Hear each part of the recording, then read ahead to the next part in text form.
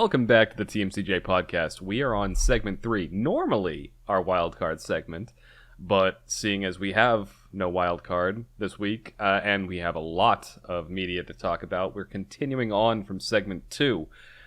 Blue, it was your turn. You have been watching something this week that you wanted to talk about. Yeah, there's two things I want to talk about. First thing first. For last week, I was talking about Cobra Kai, the Netflix series. Mm. And I was singing its praises, and honestly, I feel like it's disappointed me a little bit. Oh, no. Yeah, the first series, beautiful, on point, epic.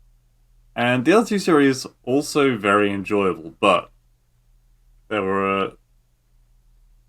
Maybe it's only looking back on it, because I know I was very fanatical about it at the time, and I kept watching it. I watched a season a day, so I watched it over 3 days. Watched the whole thing. But there were definitely points where, in the second and third season, where I started to get frustrated.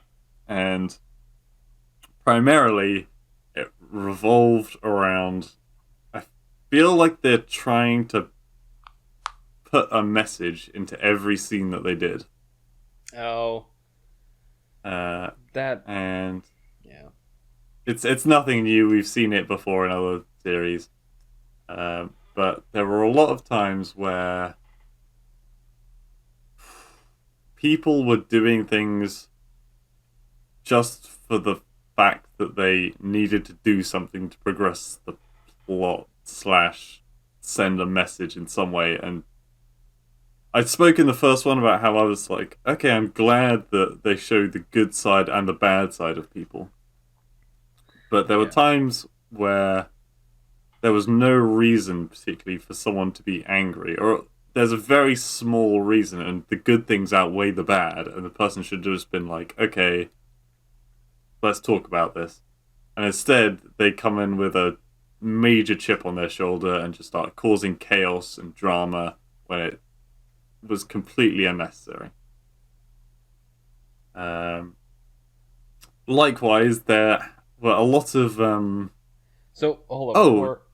Go on. Before you move on from that point, I'm going to quote the critical drinker, because this is one of my favorite lines that he uses when some kind of nonsensical plot point happens, and that's he goes, what's it? It's like, I don't understand why this is happening, but I guess the script needs the plot to happen, so whatever. Yeah. And I think that's kind of... it's yeah, you can't just...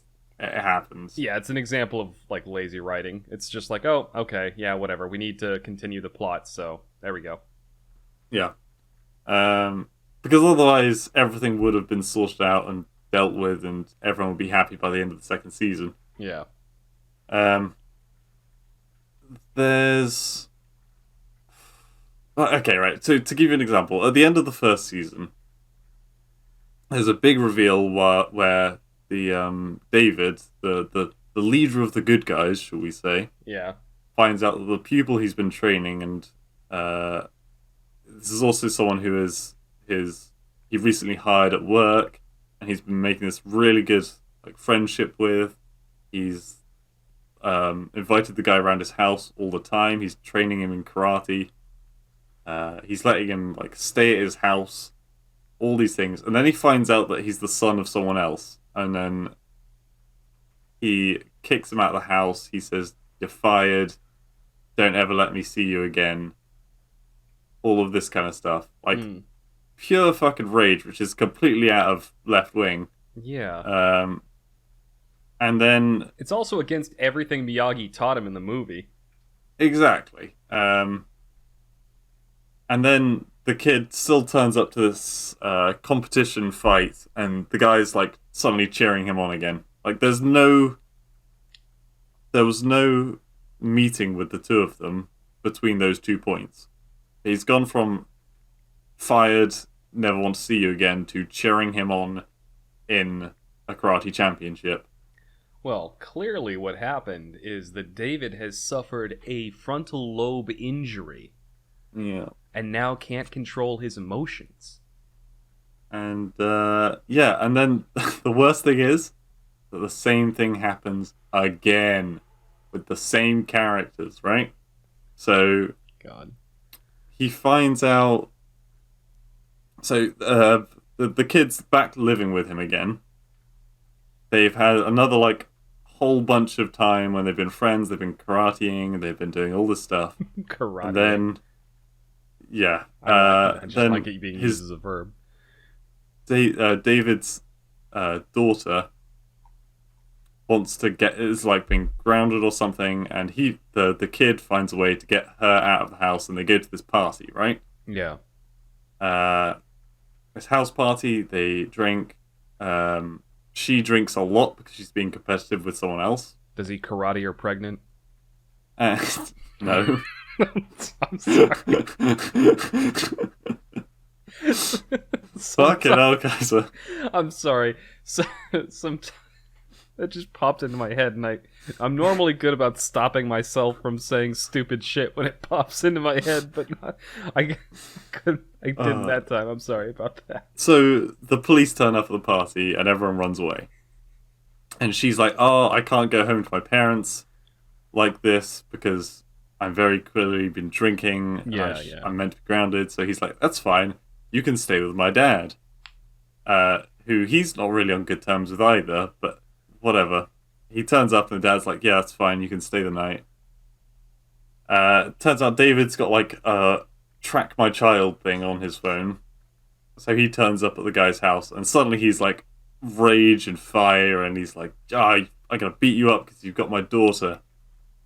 So basically it's all the daughter's fault, but he directs all of his rage at the kid that he's been training up. Oh, the kid. All that. Okay, yeah. Yeah. And so exactly the same thing happens again. He's like, "Oh, I fucking hate you. You stay away," etc., etc. The kid then literally puts someone in hospital because he's defending the daughter, like in a fight. Yeah.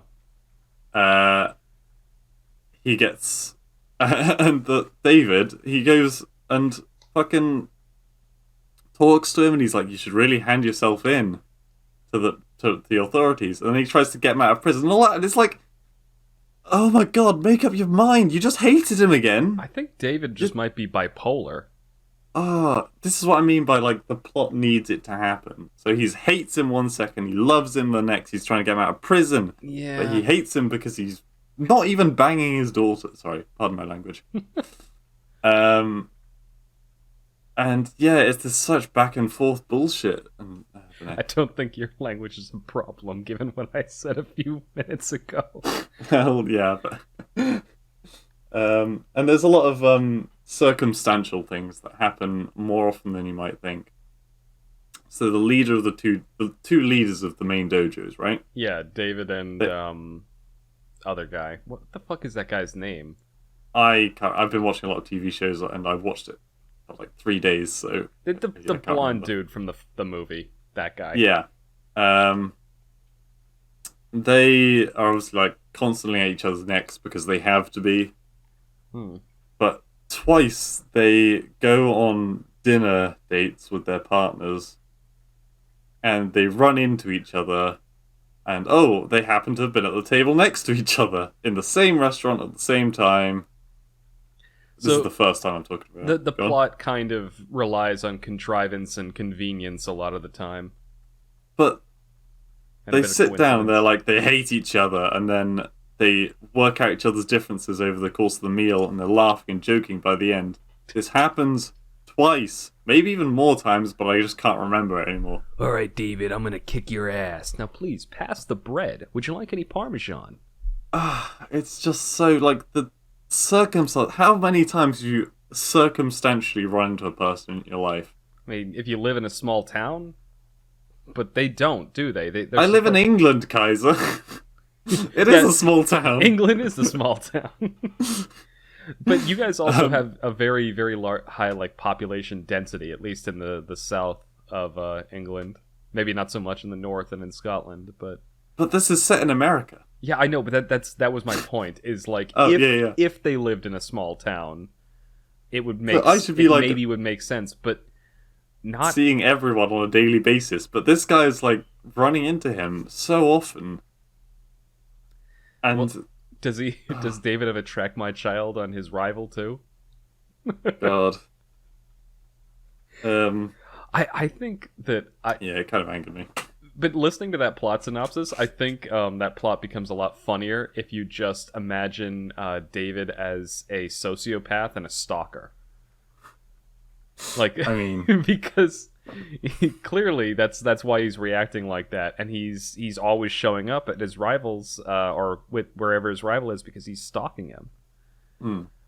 like the karate in it. Whenever it gets to an actual karate part, I'm like, hell yeah, we're actually getting back into the meat of thing. And I really enjoy the karate moments still. Oh, Um, you know what? Sorry, that just made me think of something. That's the reaction I had with the Netflix series Queen's Gambit. I watched yeah, that. the chess. Yeah, the chess one. The first couple episodes were kind of slow and dry for me, and I almost stopped watching the series because I tuned into it for the chess. I wanted to see like this weird socially awkward girl like kick people's ass at chess. That's why I was watching the series. And in the beginning, like they kind of like bait you in with that. So I knew it happened, but the first couple episodes are like her childhood, she's in an orphanage, she's taken a bunch of pills, she meets a janitor, the janitor teaches her how to play chess, and when the janitor actually started teaching her how to play chess, that was interesting, but there was this whole like subplot where she's trying to make friends in the orphanage and she's taking pills and watching movies, and I'm just like, I'm just done with this. I don't care. Get back to the chess. Yep, and that's just what I was about to get onto, is the amount of relationships in a show about karate is unfounded.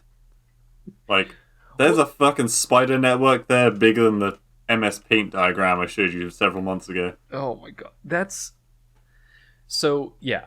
That is I think a problem that a lot of shows get into is they have too much plot and not enough story. Like, or am I getting that backwards? Too much story, not enough plot. Yeah, there's too much drama, and they should just do what the thing sells. What?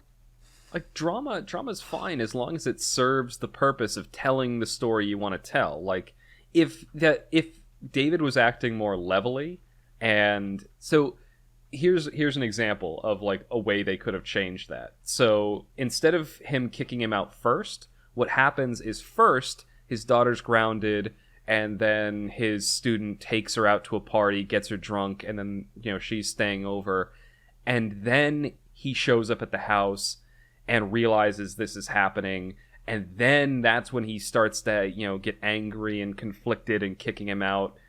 That would have been a more logical progression, but it seems like they're just, from what you're describing, like gyrating wildly between him being just over the top angry at his student and then just suddenly Super chill again, yeah. Yeah, being chill and supportive and like, yeah, go do it. I believe in you.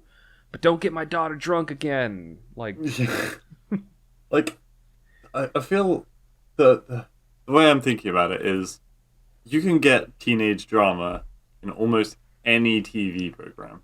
yeah. Like, it is the bread and butter of any show, any movie, any not so much video game. Like, you get it anywhere, even in horror movies and things. So, what makes a TV program special isn't the relationships anymore, because everyone has that. Well, it's you have to handle I think what people are craving, I think the rise of more complicated and competent TV shows is showing, is that because there's such a ubiquitous... These sort of teenage drama shows have become ubiquitous. That sort of plot line. People are like craving more refined and intelligent entertainment. And I don't mean intelligent like people are using big words or like talking about like, hard science. I mean intelligent like you have characters acting in nuanced and ambiguous, like morally ambiguous ways, like real humans do. Yeah. And I mean, just something that engages your brain a little bit. Yeah. Like, imagine you're watching fuck, what's it called? The Walking Dead, Yeah, right? I've not seen it myself, but I'm just I've only seen the it's first season and a half. okay. Imagine if first season really good, lots of zombies, killing them, talking about plans to escape to survive. Yeah. Second season, Marsha cheated on Brad. Oh, Marsha. Who the fuck cares? It's a zombie invasion. We don't care about the relationship. Get back to the zombies. That's how I'm feeling. Well, yeah, and I think it is. It's also staying in your lane. Yeah. I think that's a piece of it too. Like if you have like a first season of a show that has become wildly successful and people really like the core concept of it, you can kind of experiment and like add a few extra flavors here and there, but don't sacrifice that core concept Mm, in order to add those flavors, right? yeah. And so Scott's been watching it. Yeah. He's just finished the first season, so poor bastard's in for a ride. Um, and something that he mentioned, which, well, I say mentioned, he screamed it to me over message, um, is the number of really cool cars they have in it. And I'm not a particularly gear-heady person, Hmm. but even I got to admit, I like old cars, like just the look of them. I don't care about driving or anything. But he goes through. Scott, if you're listening to this, stop listening. At least until you've watched them. Um, there's a lot Spoiler of alert for one specific viewer. yeah. Well, he goes through a lot of cars. His first car, yeah, it's pretty cool, but it's also like super beaten up the whole time, and Hmm. I wasn't too sad when it goes. His second car he gets is like this so cool, badass Dodge Challenger, I think it was. Something. It's got a matte black spray with the yellow stripe down it with the logo of the karate dojo on the side and the seats, leather, all this kind of stuff. Looks really cool. And then at one point he just gets rid of it. Um, and I don't know. They keep swapping out the cars. I feel like every time a new car ad promotion comes in through the line, they're just chucking out the old one and putting in a new one. I mean, Uh, going back to our discussion on product placement, you can kind of hardly blame them. mm, Like, getting for a show that's as niche. Like when I say niche, I mean it kind of bucks a lot of the trends and tropes that are really popular now. mm-hmm. So it's taking risks, and I feel like whenever a show does something like that, they kind of need to guarantee that they're still going to be able to keep the lights on next season. You know? Yeah. I will say they did do one very cool segment, Hmm. and it was a complete surprise to me at the time. The main bad guy, who only comes in after season one, he is the original um, sensei of the evil Cobra guy Kai. from Karate Kid. Yeah. So, yeah. The original Cobra Kai sensei. Yeah. Yeah. And he comes in, he's this old guy smoking cigar, he's just a complete tool bag. And I think in season 3 or something, they do a flashback to like his origins. There is something extremely satisfying about a really well done villain. Like a guy who is just a complete fucking dick and is just Yeah. loving it. Well, all the way through Karate Kid, he's a massive dick. All the way through the second season of Cobra Kai, he's a massive dick. And only now, after so many hours of he's an absolute wanker, that they give you the slightest bit of here's why he's an absolute wanker. I And is it done well or what were you about to say? so the way it's done is the first thing you see is he's like working a shitty cafe job. Some guy's being an asshole to him. Someone is bullying him. Hmm. And then he's like, fuck this, I'm gonna go out and join the army.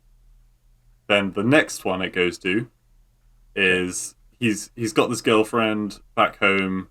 He's in Vietnam, and he's like at the front of the pack. He's doing all he can for his country, kind of thing. Yeah. And some guy comes up to him and he's like, "We want you for a specialist group." Oh my god, is he going to karate the Viet Cong? Well, he is trained in like combat, but they go out. I'm just being sarcastic. Go on. And he goes out with a specialist group of people who have like nothing to lose. They're like the toughest of the toughest. And just before they leave, the commander is told that his girlfriend back home has passed away, Oh, but he doesn't tell the guy. okay. So they're out on this mission, and someone's placing some explosives by a Viet Cong building. Mm-hmm. He's got like the trigger for it, and the guy gets found out. And so he's being told, blow the explosive, do it. You know, you're going to kill your own guy, but it's going to save everyone else here.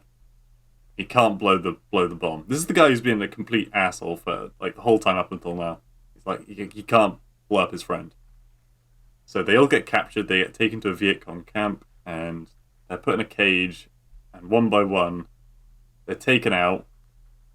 Well, two at a time, they're being taken out, and they're forced to fight on this, like, platform above a massive pit.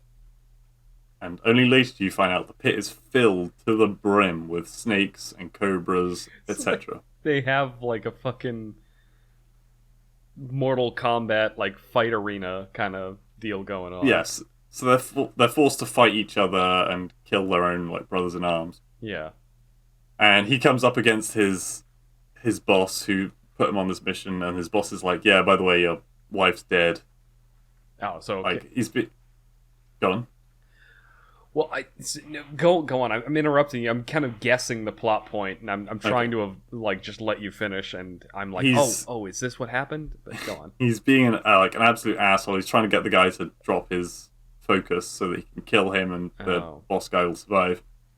The halfway through their fight, the big guy gets like knocked. He's on the edge of the platform. He's holding on with like just his hands. And then suddenly the fucking, I was about to say the boys in blue, the army reach their position basically. Planes go overhead. All the Vietnamese start running away, and the guy's still hanging there. He's like, "Great, pull me up," and he's like, "No, fuck you." Pushes him down to the snake full of pits, the pit full of snakes. And so that kind of explains A, how he got his training, B, why he's like such an asshole because he believes it's like every man for himself now. Yeah. And also the cold cobra thing.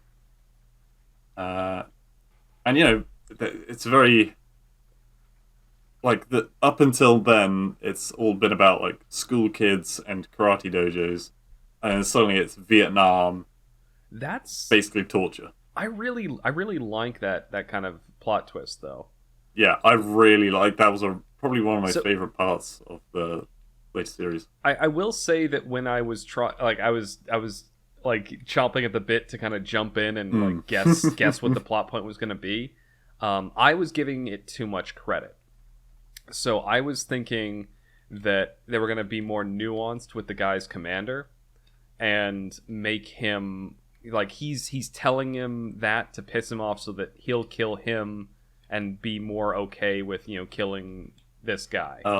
I thought he's just an asshole. Yeah, he was just an asshole. Which, again, I'm overthinking it, but yeah, that was my immediate thought. Was like, oh, is it because of this? And no, it was a little bit more simplistic than that. But I still I like that. I always like it when a story goes a little bit extra to kind of humanize the antagonist, even the bad guys. Yeah, like because a straightforward like good and evil kind of plot line is, I mean, it's like a snack. It kind of satiates you, but it doesn't satisfy you. Right. And I think that there's a lot of satisfaction, at least that I get out of watching a very complex and morally ambiguous kind of bit of writing. So I don't know. So is that, are you on season 3 now? Is that where you are? Yeah, so I finished season 3. The next one comes out in early 2021, Yeah. so hopefully it's pretty soon. Shall I move on to the other? Well, unlike yeah, unlike the BBC shows that come out in the US first. Well, yes, I'm sure it's probably already No, aired no, no, season no. It 5 over no, no, no. there. It's airing simultaneously across the world. Um, so I was actually going to what is the last thing you wanted to talk about? Because there we've got basically enough time for one more thing. Well, the other series I've started watching. Well, because I was also watching another series this week that I know we haven't talked about. Oh, Um, shit. so what was the series that you were going to talk about? Tell me, and I'll tell you what I'm. And we'll decide. We'll decide live on the air what we're actually going to finish Okay. off the Well, podcast I mean, with. or we can give teasers and talk about them more later, and just give like a brief. A brief 'Cause synopsis. the thing that I'm watching, I'm not going to be able to watch that in 1 week. I've What? been watching The Sons of Anarchy. Oh yeah, you mentioned this earlier to me. Okay, that rings a bell. So, The Sons of Anarchy follows a biker gang in a place called Charming in Mhm. America. Yeah, charming. And it's yeah, so the biker gang has like a main leader and a vice leader, um, and they have a bit of contention between the two of them, Mhm. which slowly builds up over the series. I've only seen 1.5 seasons so far, but there's a lot of good gunfights. Um, and some really hateable villains, which is good. Also, you kind of it's another series where the bad guy is kind of the person you're rooting for. Yeah, Um, I'm thinking back to the line from Peaky Blinders. it's Like, very Peaky Blinders, well, yeah. the line from the bartender. He's like, was it Tommy? You're bad men, but you are bad men. Yeah. Rather the one that you know. Yeah. So yes, it's all about rival gangs, and season 2 so far has been all about the Nazis have come to town, basically. And they're trying to get them out. Springtime for Hitler and Germany. Indeed. That's a movie we And need to watch sometime because we do, 'cause none of us have seen it. Yeah, neither of us have seen it. I've seen clips from it all over the place. The movie I'm referencing, by the way, is The Producers. Mm. And yeah, it's definitely not something for the faint of heart to watch. There's a lot of viscera, Mm. and some very dark moments, particularly revolving around like there was one guy who was a bit of a, I say a bit of a, he was a stalker, Mm. and that goes down some dark alleyways. But To be fair, there was quite a bit of like explicit gore in Hot Fuzz too.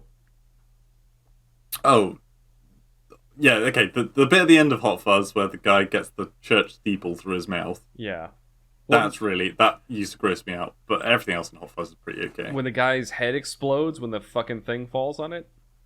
Yeah, I don't know. That looks kind of comical to me. Most of the, I don't know, that gratuitous, even if it's like really fake looking, that sort of gratuitous gore always bothered me. Yeah, they don't hang around on that shot though. They don't, and they do, but they do. You're right. Hang around on Yeah, the guy with the thing yeah. through his mouth. That bothered me too. But I'm not really up on gore. Both deaths by church steeples. I Well, know. not deaths. But, you know. Yeah. So that's something we can, once you've watched a little bit more, we can maybe talk about it more next Yeah. week. The two things that I have had on my plate. So one of them is it's getting to be quite an old series at this point. But it's kind of a classic, and it's one that was canceled, I think, before its time. Firefly. Yeah, I just during the week to have something I've on. heard of that. It's quite good. It's only 14 episodes, and then they canceled it because it had kind of mediocre ratings. But it was so popular after it finished airing. Like, people were buying up the DVDs. Everyone loved it when they finally found out about it. It just had poor marketing. It was aired at a weird time. The network that was airing it on TV fucked around with the episode like order, and that screwed with people. Like, they couldn't understand the plot because they rearranged the episodes to try and make it more interesting. Yeah. But it became so popular after the fact that so many people were clamoring for a resolution that they got funding to make a movie. And Oof. they made a movie that resolved the plot. And the movie was quite good. Yeah. But there were a lot of things that were left unanswered. It's basically like a Western set in space, essentially. Humanity goes out, terraforms a whole bunch of new planets and moons. There's a core group of central planets that rule as a kind of like authoritarian technocracy, whereas all the border planets are kind of loosely governed and sometimes have technology only approaching like the Wild West. Like, is it kind of like, what was it, Westworld? No. That's the one in space with cowboys, right? Westworld is the one where there's essentially a theme park with robots where people go to live out their Wild West fantasies. Yeah, that's in space, isn't it? Nope. It's on Earth. I haven't seen it, but I know that it's on Earth. Okay. The other one that I've heard talked up that I want to watch, and it's something that I've been wanting to watch for a while, and I don't know too much about it, is The Expanse. And it's looking to be... It's an Amazon original, and it's looking to be, like... From what I've read about it, and from what I've seen from the previews of it, it seems like it's a, like, sci-fi... like near future sci-fi, where you've got Mars has been partially terraformed and colonized, and it's formed its own government. There's Earth. There's settlers who are out in the asteroid belt and the Kuiper belt, like mining and bringing resources back in to fund the Martian and Earth economies. But essentially, Mars and Earth have kind of entered a Cold War. And they're sort of like at each other's throats, and tensions are getting high. And then all the free miners who are out in the asteroid and Kuiper belts are starting to go like, why do we, slave out here to send most of our profits back to Earth? We should form our own like government. It seems to be, going back to my earlier point when you were talking about Cobra Kai, it seems to be a series that is steeped in a lot of complexity and nuance. And it has a very plausible sci-fi atmosphere where the technology that they have in the series is something that could conceivably exist in 100 years. So it looks really good. I can't wait to start watching it, and I plan to probably start watching it this weekend after I finish The Mandalorian. So continuing my my habit. I say couch potato, but I've actually been watching most of The Mandalorian while I've been like on the elliptical working out.